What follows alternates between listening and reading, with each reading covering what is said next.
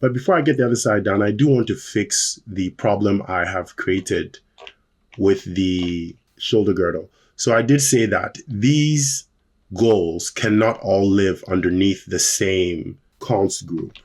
This one is for the left side, and it really should stay for the left side. So I should give it its name back, left, right? Because it needs to translate with the left side. So I'll go left shoulder girdle goals. That's a good enough name. And then I'm going to grab all the right sides and get them out of here. I'm going to grab all the right sides and go Shift P to get them out of here. And then I am going to give them their own group. Let me check to see where the pivot of that group is. It's probably, yeah, at some arbitrary location. So I will and grab that group and snap it to my scapula over there, right? And it would be the same name for this one. I can hide this now, but it will be right.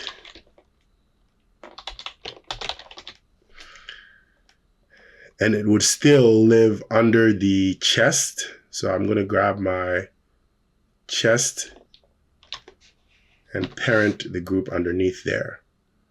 All right, so now we have our const group for the right side.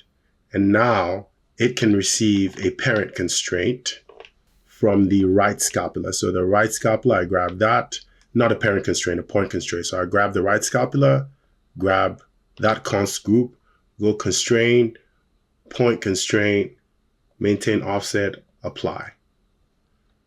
So this is just to make sure that when I select my control and I move it, it doesn't break the system. The system stays put.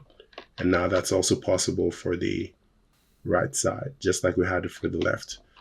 All right, so I'm going to hide it now because it's done and go and focus on my right side, my right humerus to get all this stuff done.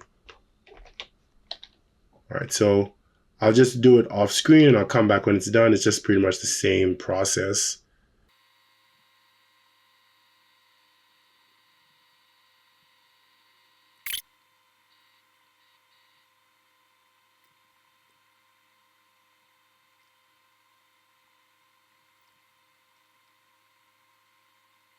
All right, so everything is hooked up, it's done, and I just want to do a quick test of all this stuff so I can see what it's looking like, because it's really time to move on to the next part of the lesson. So this is this side.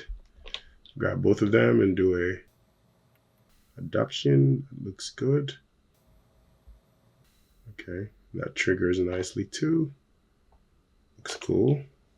Yeah, that's everything, and it seems to be functioning okay.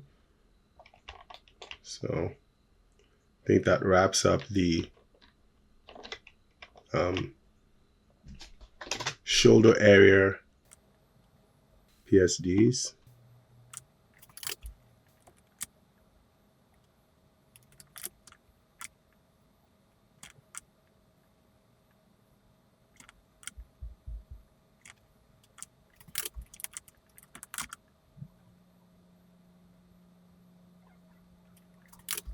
All right, so now it's time to move on to the last thing that I do need to do with the shoulder area stuff, and that is to paint out the influence of the delta mush deformer so that it does not ruin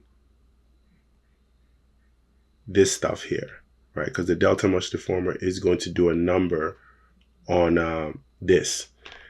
Or I could just discard the delta mush deformer as a whole, but I don't want to do that. I want to see what it can do. I have an idea about where on this I want it to influence. I think if it influences the peaks, it's fine, and it just needs to leave the valleys alone, right? Because this, when you hit one, is not really acceptable for me.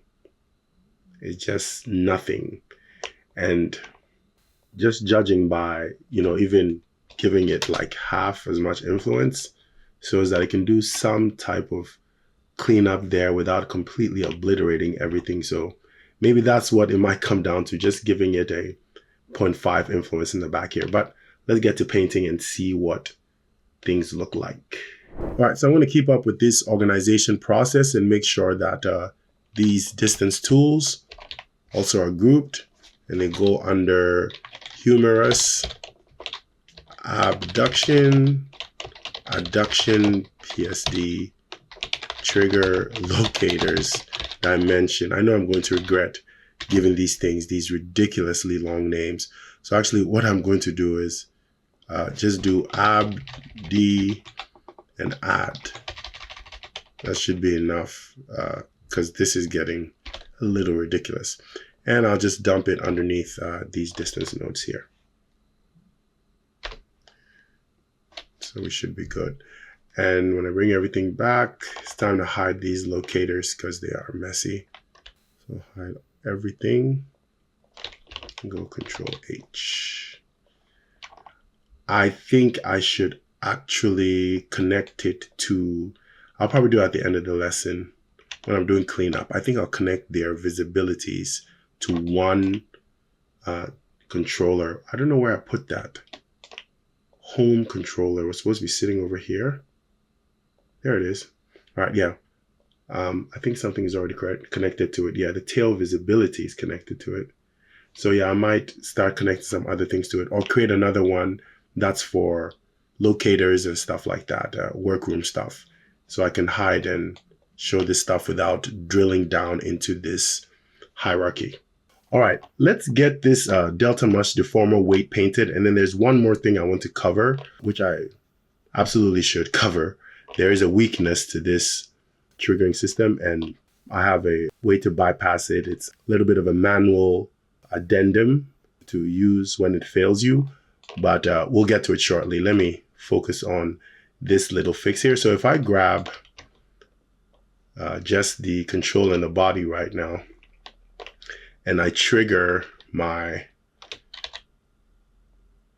retraction, I think that should be good. It's a good triggering of it. All right, right there.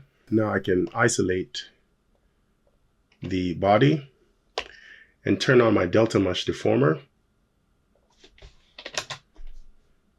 And then go to my rigging menu, go to deform, paint weights, open my delta mesh deformer weight painting window, and just do some light painting out. Initially, I do think I'm going to go with a simpler.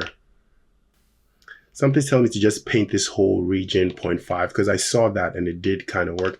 But I first want to see what it would feel like if I was doing a subtractive.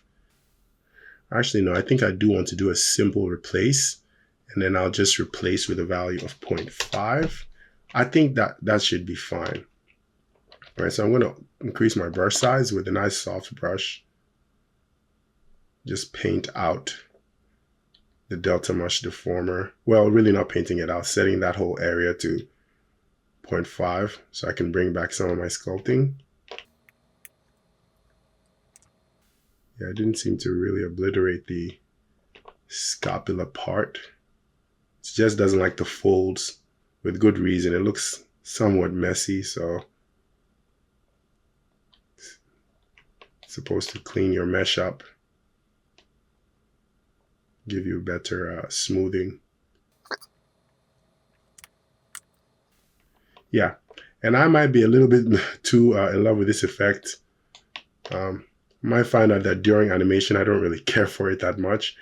I can only imagine it being useful when the fit is exposes the back, but still do want some semblance of it over there. And actually, let me try 0.75. That doesn't, sorry, I mean a 0.25. I want to replace the value of the delta mesh deformer over there with a 0.25, so this thing pops out just a little bit more. It's also a way of sort of tapering the sculpting effect a bit. All right, so that's how I get my delta mesh deformer to stop impacting this fold. And I can come back and tweak it as much as I want. So at any point in time, if I feel like I don't like it, I'll just come back and change it. But I think that should be enough. That's enough of a fold, and it still preserves some of it. So that's fine.